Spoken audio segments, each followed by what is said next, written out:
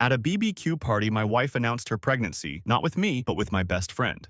My name is Jonathan Archer, and I've never been fond of dramatics. Emotions were liabilities, my father used to say. He was Austin Archer, a hardened man who built a company from the dust and turned it into a fortress. He was stoic, he was sharp, and I absorbed every lesson he taught me silently, thoroughly, even when I told myself I never wanted to become like him. If you'd asked me 10 years ago whether I believed in destiny, I'd have said no. But here I am, stepping into a storm I never saw coming, and in some twisted way, I almost believe he'd predicted it all. I married Scarlett when we were both in our early 20s. She was full of life and warmth, and I felt privileged to be the man on her arm. We had a daughter, Willow. I poured time and resources into my family, trying to be what I thought was a good husband and father, even though my father's mannerisms lurked in me like an echo. 25 years of marriage, that's a lot of life. The arguments, the reconciliations, the daily routines. I had no idea how quickly any sense of stability could vanish, or how thoroughly illusions could be shattered when you realize that all along you may have been just one step away from losing everything you thought mattered. It all began as many things do, with an ordinary day, August 27th. I remember it clearly. The air was hot, the sun hammered the city with a punishing glare, but in the office, things felt manageable. I closed out a few deals, ended meetings early, and decided to come home to surprise Scarlett. We were approaching our 25th wedding anniversary on September 1st. I was thinking we'd plan some getaway. Little did I know I was about to step into a confrontation that would destroy the life I knew. When I walked into the kitchen, I saw them. Scarlett by the counter, Willow seated at the table. They looked like they'd rehearsed speeches, though neither had said a word yet. I set my briefcase down, said a casual hello, and asked what was going on. Scarlett motioned toward the chair. "Jonathan, please sit," she said. Willow's eyes darted between us, almost triumphant. "Dad, we need to talk." I took a seat, resting my elbows on the table in a posture of forced calm. "All right," I said, looking from one face to the other. "I'm listening." Scarlett inhaled, then spoke softly but firmly. "We're going to hit 25 years in 5 days, Jonathan. I need change. I've been thinking about what I want out of life. These have been good years, I suppose, but I want the chance to explore something else." "What do you mean, something else?" I asked, my voice strangely steady. Willow chimed in. "Mom wants an open marriage," she said, her tone almost gleeful. "And I think it's a great idea. All modern couples do this. Everyone does, Dad. Physical stuff doesn't matter. You just need to trust each other." I turned to my daughter. That last sentence, the one about trust, was almost insulting. "You're telling me that modern couples everywhere are doing this? Really?" She nodded like she was an authority on the matter. "You're so old-fashioned. Love isn't just about being physically exclusive these days. If you really love each other, you'll let each other be free." Inside, my stomach burned, a quiet anger simmering, but outwardly I maintained a neutral look. "Scarlett," I said, turning my attention to my wife, "is this how you feel?" She bit her lip, eyes shifting across the table. "Jonathan, I just need a change. It's not that I'm unhappy. I'm just bored with this. Doing the same thing, sleeping with the same man. I want something new." When she put it like that with so little regard, something twisted in my chest. I had the urge to stand up and walk away, but I stayed put, tapping my fingers on the table in an old habit from my Army Ranger days. "Count, breathe, don't let them see you break." "So," I said at length, "this is your plan? You date other men and I do what? Sit at home? Wave goodbye as you head out with them?" Willow scoffed. "Stop being so dramatic, Dad. You can date too. Nobody's stopping you. But let's be honest, it might be a challenge for you. Just accept. The times have changed. You'll probably need an app or something, but hey, you can figure it out." They started giggling like I was some punchline on late-night TV. I clasped my hands, exhaled, and asked, "Is there already someone you have in mind, Scarlett?" She hesitated only briefly. "It's James," she said softly. "James Smith. He owns that nice restaurant on Avenue Street." Willow leaned forward, excited. "Oh my God, Mom, I love your taste. He's so gorgeous. Good for you." Something inside me tightened. James, of course. I'd entertained business associates at his place so many times, and now he was apparently betting my wife. Still, I forced an even tone. "I see you two have planned it well. So, Willow, you're telling me that if James wants to date your mother, you're all right with it?" She flashed an easy smile. "Of course. Don't be such a dinosaur, Dad." I said nothing else. Rising from my chair, I walked toward the sink, letting the quiet stretch. They seemed perplexed by my calm. "Scarlett," I said at last, "this is no trifling matter. You know that, right?" She nodded, but set her jaw. "I've never been more certain of anything," she said. I turned off the tap. "All right, I'm in." They froze. Willow actually smirked as though I'd given them a gift. "Really? You'll agree to open the marriage?" "Yes," I said. "On one condition." "There can't be conditions," Willow interjected,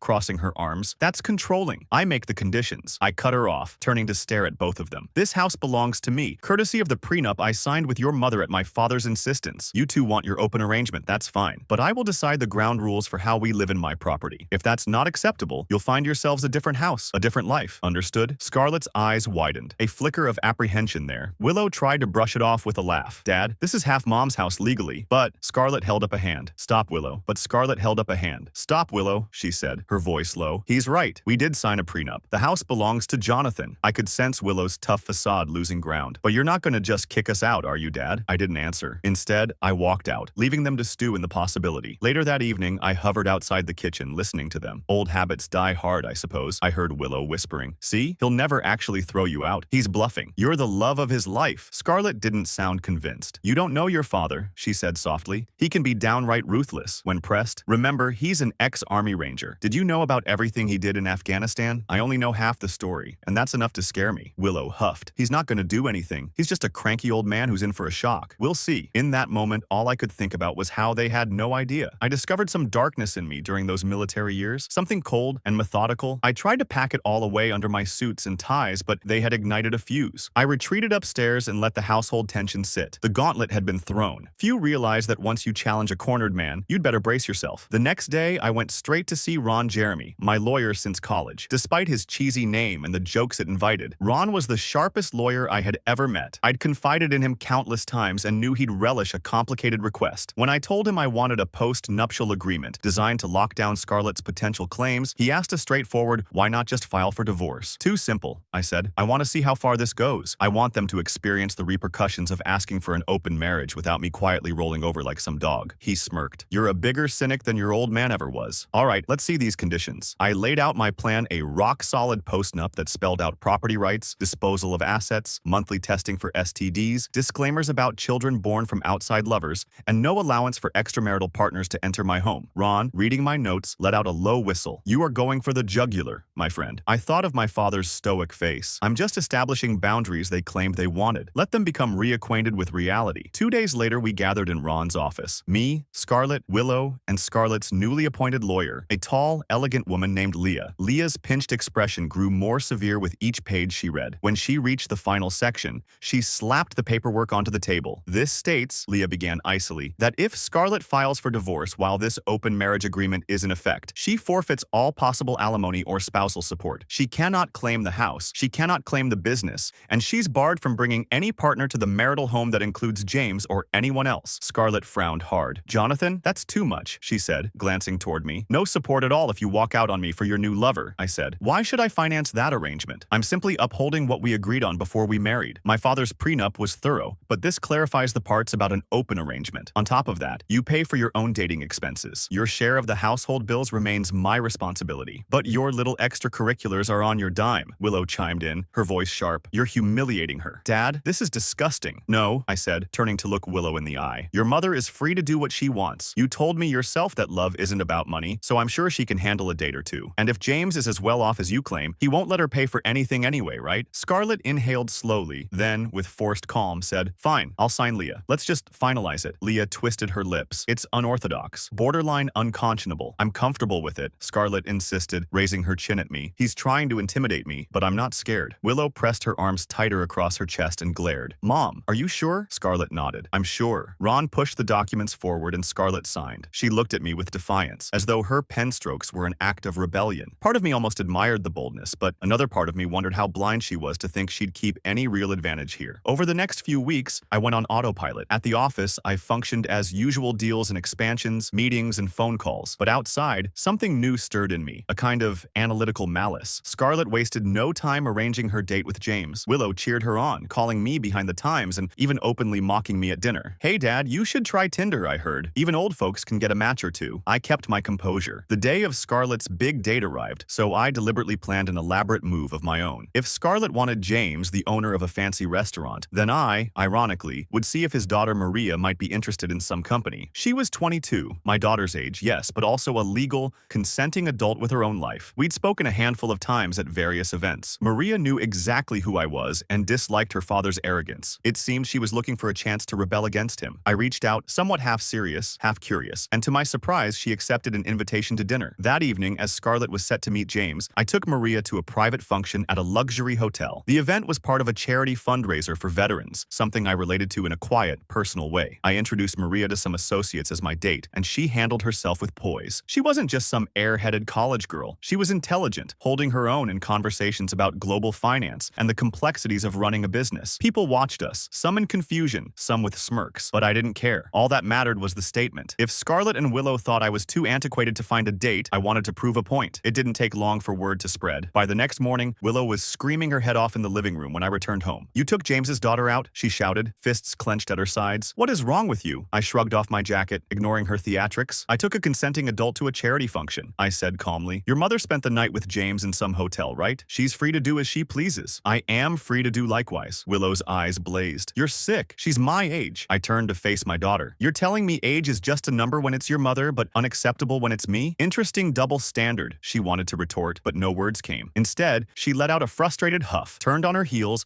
and stomped away, retreating into her childhood bedroom. Scarlett never brought it up that morning, though. Her face was pale, and I could sense the tension in her posture. She left for errands with a forced smile, refusing to invite conflict. The next major confrontation happened one weekend in the living room. I was seated in my armchair, reading the latest financial reports when Scarlett, red-eyed and furious, marched in. Willow trailed behind, her arms folded defensively. Scarlett stood before me. "I want to close the marriage," she snapped. "Enough of this game. You're disrespecting me, humiliating me, in front of everyone by dating James's daughter. I didn't sign up for that." My eyes flickered to hers. "You wanted an open marriage, Scarlett. This is exactly what open means." She tossed a stack of envelopes onto the coffee table. "I'm done, Jonathan. I can't handle my own daughter seeing me degraded like this. I can't handle seeing my own husband flaunt a younger woman. Okay, it's humiliating. Let's end this farce." I saw Willow nodding vigorously. "Mom's right. This was definitely not the plan. You're making a mockery of us." I forced myself not to laugh. "The plan," I repeated. "Did you think you could waltz in, tell me you're having an affair, and I'd stay home like a convenient atom paying for your escapades while you enjoy your new boyfriend's company? Did you assume I wouldn't fight back?" "This isn't a war," Scarlett said, her voice wavering with a mix of anger. "I wouldn't fight back." "This isn't a war," Scarlett said, her voice wavering with a mix of anger and desperation. "Or at least it wasn't supposed to be. Fine. Let's just say I made a mistake. I don't want James anymore. I just want to go back to how things used to be. Can we do that? Can we pretend we never tried this?" "No," I said, simply crossing my legs. "We're not closing anything." Scarlett's eyes clouded with confusion. "What do you mean?" I said. "Number, you wanted an open marriage. We have a postnup that says this arrangement stands until we both agree to close it. And I don't agree, so the arrangement stays." She stood there, trembling. "You're punishing me," she said, her voice breaking. I shrugged. "You're the one who asked for it." Willow spoke up. "Dad, come on," she said. "She doesn't want it anymore. Be reasonable. Did you never love Mom at all?" My gaze flicked to Willow. A rush of frustration rose in me, bitter and heavy. "You think love is a one-way street? Where was your mother's love when she asked to degrade me? Basically to publicly humiliate me with her paramour? Did either of you once consider my feelings?" They stared, unable to answer. I grabbed my wallet, stood up, and walked to the foyer. "I'm heading out," I said. "Don't wait up. I have a date." Scarlett's face fell. Willow just gawked like she wanted to hurl insults, but no words formed. I left, the echo of the front door slam punctuating my departure. 2 days after that confrontation, Willow tried to meddle again. She cornered me in the hallway before breakfast. "Mom is in tears every night. She's miserable." I marched toward the kitchen, calm. "Miserable because her plan backfired. Are you telling me you're concerned about her mental health or just upset you have to witness it?" "Both," Willow announced, defiantly stepping into my path. "Dad, just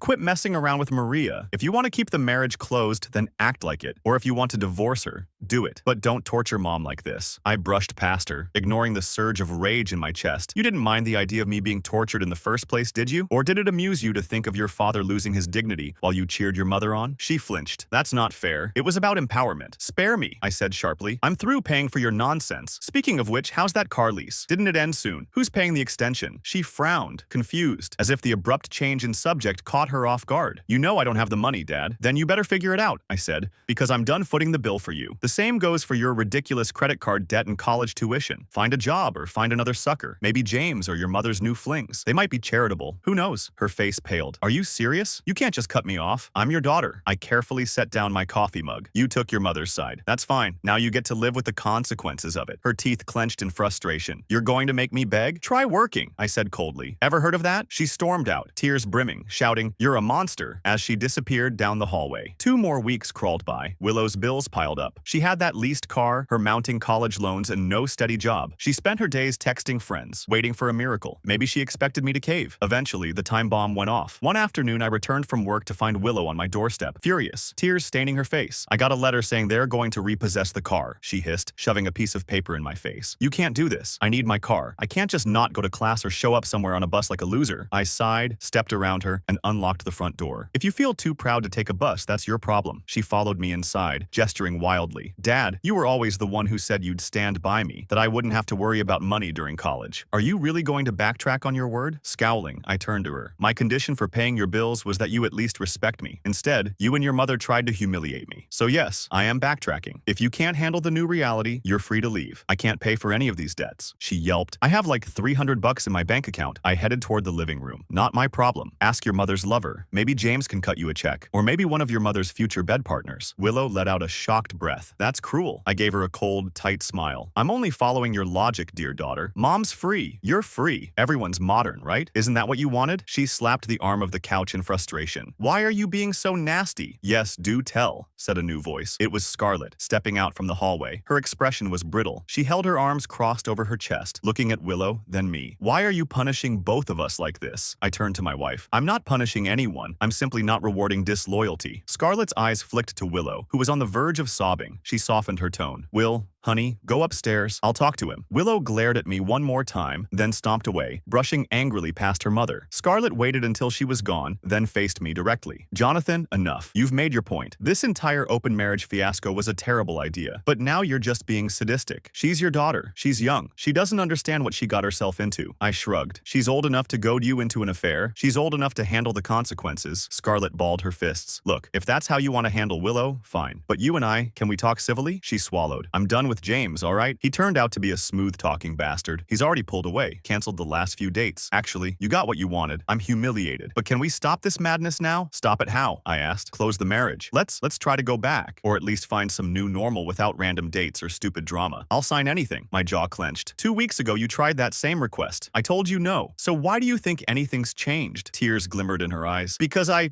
can't do this anymore, she nearly shouted, voice cracking. I can't stand seeing you with Maria. She's my daughter's age. I can't handle the thought of you sleeping with her. It's messing with my head. Just let's be a couple again. Even if it's not perfect. I stared at her. Number, you opened this door. You keep it propped open. We're past the point of no return. She sank onto the couch, burying her face in her hands. You're so hateful now, she whispered. Where's the man I married? That man died the day you asked for an open marriage, I said, my voice lacking sympathy, and I walked away. A month passed. Willow, fed up with my refusal to pay for her life, moved out. She crashed with friends, but it was rocky. Scarlett, left behind, fell deeper into despair. She spent her days half-dressed, prowling the house as though searching for something. Occasionally, I'd see her rummaging through old pictures, tears slipping silently down her cheeks. One day, she cornered me on the back porch, her eyes bloodshot. Jonathan, I need to tell you something. I've been seeing doctors, she said quietly. I haven't been feeling well. I raised a brow, noticing how thin she'd gotten. The bones on her shoulders jutted out in ways they hadn't before. Doctors? She nodded, drawing in a shaky breath. I tested positive for an STD, she admitted, her face turning crimson. I got it from James. I never even thought she trailed off. Anyway, I'm on medication. It's treatable, but humiliating. So I hope you're happy. You got your revenge. Something in me twitched, a pang of guilt or pity I couldn't discern, but my voice remained controlled. I'm not happy, Scarlett. This is all a consequence of your choice. Do you think I set this up? Number, you asked for an open marriage. I said yes. Then you jumped right into bed with the first man who charmed you. A tear slid down her cheek. She swiped it away angrily. I get it. You hate me. I just hope you're being safe with your fling, because STDs are no joke. I stared at the fence, at the horizon beyond, anything but her gaze. Maria's, not some fling, but thank you for the concern. She stared at me, voice trembling. You're a monster. I said nothing. She whirled around and left me alone on the porch. I remained there a good while, letting the autumn breeze swirl around me. Some part of me felt a faint sense of sorrow for her, for what she was going through. Another part just reiterated the same old she brought this on herself. Things escalated again. 3 weeks later, Willow surprisingly returned to the house, outraged and frantic, slamming the door behind her. I was in the kitchen reading emails when she stomped in. I have overdue loans, she said, her voice trembling with anger. I can't cover them, Dad. You need to pay them off. I kept my gaze on my phone. I don't need to do anything, I replied. I told you. I'm not your personal piggy bank anymore, I replied. I told you. I'm not your personal piggy bank anymore. Her eyes darted around the room. Mom's too broke to help. She barely has enough to pay her own bills, much less mine. That jerk James fell off the radar. She can't even ask him for help. Where am I supposed to turn? I set my phone down and met her eyes. You're an adult now. Figure it out, she snarled. You'd let your own daughter get crushed by debt? You'd ruin my credit, my future, Archer, just because you're holding a grudge? No, I said. You're the one who messed up your credit. You're the one who took your mother's side, ridiculing me like I was some relic. Well, I guess that relic doesn't want to sponsor your lifestyle anymore. She stormed toward me as if she wanted to physically lash out. But then Jonathan myself tensed, ready to defend. Don't push me, I warned, my voice quiet. I've been very patient with you. If you want, go ask your mother's lover for a bailout or get another job. Besides the half-hearted attempts you've made so far, if your friends won't give you a loan, that's not my problem. Fine, she spat. I'll remember this when you're old and need someone to look after you. Don't expect me to lift a finger. I arched a brow. I'm not worried. I'm quite capable of paying for my own retirement. She stared, chest heaving, then whipped around and fled. I heard her furious footsteps echo down the hall. About 5 minutes later, the front door slammed. She was gone again, leaving me in a silent house. In the following weeks, the litany of heartbreak was obvious. Scarlett kept losing weight and seemed physically run down. She rarely left the house, and when she did, she'd ghost in and out like a shadow of herself. Once in a while, she'd muster some mall plea to me. Can we talk? Or Jonathan, please can I fix us dinner so we can discuss everything? I never gave in. My attention had shifted to Maria. Originally, my relationship with her had been an act of defiance, but somewhere along the line, genuine affection formed. She was ambitious, working on building a portfolio as a fashion model. We laughed together about how twisted our connection was. Her father had dated my wife, and here we were, forging something real out of that chaos. I found myself relaxing in her presence in a way I'd never done with Scarlett, not in years. She was warm but also direct. She asked about Afghanistan once, and for the first time in decades, I told someone what I'd done there, what it had done to me. She listened without judgment. She never used my past or my vulnerabilities against me. One evening, as we sipped wine in her apartment, she said quietly, I'm pregnant. In that moment, it was as though the entire universe paused. How far along? I asked, my chest constricting. About 8 weeks, she said, searching my face. You're the father, obviously. I want to keep it. A swirl of emotions battered me. Shock, apprehension, a flicker of joy, a pang of guilt. You're absolutely sure? She nodded, eyes shining. Yes, I didn't plan this, but I'm ready. And I hope you are too. I found myself straining to remain stoic, the way my father had taught me. But in that instant, I realized I wanted this child. Part of me wanted to do fatherhood right this time, without the bitterness of a dysfunctional household. All right, I said finally. All right, Maria. We'll figure it out. She exhaled, as though relieved. Thank you. I know it's complicated, but I don't want to run. I never intended this to just be vengeance on my father. That mention of James made me stiffen, but I set it aside and kissed her forehead. Let's not talk about him. Let's worry about us, about the baby. When I next went home, Scarlett was in the living room, slumped on the couch, staring blankly at reality TV. She muted the show the moment I walked in. Where were you? She asked, her voice dull. With Maria, I answered, heading for the stairs. Jonathan, she said, her tone shifting. Look, I'm sorry for everything that happened, but can we at least talk about next steps? Can we? Can we close this marriage or file for divorce so I can move on? I can't stand the limbo. I paused on the staircase, turning back. If we divorce, you forfeit everything. You walk away with next to nothing. She gave a tired nod. I know, but maybe that's better than living like this. I looked at her closely. She looked worn, truly. Her hair had lost its shine. Her cheeks were gaunt, and her eyes were ringed with dark circles. For a split second, I pictured the Scarlett I married decades ago, and a pang of sadness welled in me, but it was fleeting. We'll talk about it, I said coolly, and went upstairs. 2 months later, Maria gave birth prematurely to a baby boy. We named him Kevin. That swirl of new fatherhood consumed me, overshadowing any leftover thoughts about Scarlett or Willow. I found myself with renewed purpose, stepping away from the office more often, delegating responsibilities to my senior managers, focusing on Maria and the child. I proposed soon after Kevin was born, wanting him to have a stable family. Maria accepted. We arranged a simple ceremony privately after I insisted on signing a new prenup. Part of me chuckled that I was turning into my father. Another part recognized that the old man had been right about protecting what matters. Still, I couldn't fully ignore Scarlett. She once called me late at night, sounding delirious. Jonathan, she whispered, her voice shaky, I think I made a mistake. I want to come see you. I'm not feeling well. I need you. I stopped her. Call your parents, Scarlett, or call an ambulance if it's a medical emergency. I have a newborn to care for. I'm not your savior anymore. She fell silent for a full 5 seconds. Then I heard her break down. I hate you, she said, thick with tears. She hung up. That was the last time we ever spoke directly on the phone. I filed for divorce a few weeks later. I told Rhonda, expedite it quietly. No fuss or long battles. He got the job done with cold efficiency. Scarlett signed the papers without a fight, perhaps relieved. She disappeared soon after, presumably to her family's place, though I didn't ask. I devoted myself to Maria and Kevin, forging a new story out of the rubble. Willow, I found out through brief rumor, had taken a job at a fast food place flipping burgers.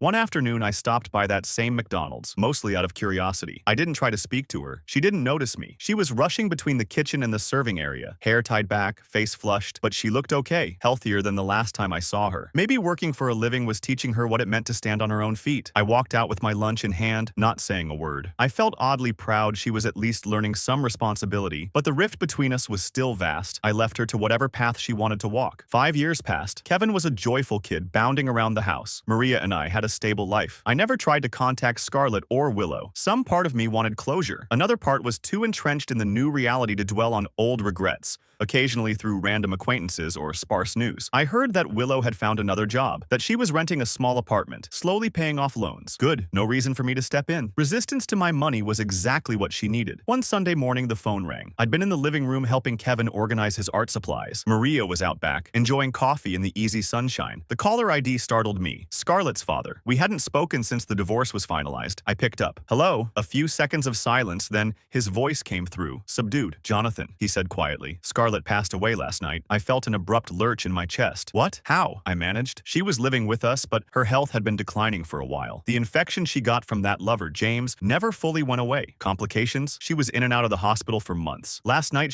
he trailed off, voice trembling. She didn't wake up. I stood there, phone clutched tightly, my throat tight. I'm sorry for your loss, I said at last, words too small for something so final. Are you okay? He paused, exhaling audibly. We'll manage. I just thought you should know. I nodded, though he couldn't see me. Thank you for telling me. He didn't say anything else. A weary sigh, and then the line clicked. I lowered the phone, staring at the blank screen. Kevin was in the middle of meticulously coloring a paper airplane. Maria, out in the yard, was humming quietly, sipping coffee in the sunlight. I thought of Scarlett's final days, of her slow decay, of the tears and regrets. How many times she must have whispered my name in anger or sorrow. A swirl of conflicting emotions hit pity, relief, regret, bitterness, but mostly I felt the weight of irreversibility, that once certain lines are crossed, there's no going back. I put the phone down gently and ruffled Kevin's hair. He looked up at me with bright eyes. Dad, can I show you something? Sure, I said, forcing a small smile. Show me. This is where our story comes to an end. Dear listeners, please share your thoughts in the comments section below, and don't forget to like, share, and follow.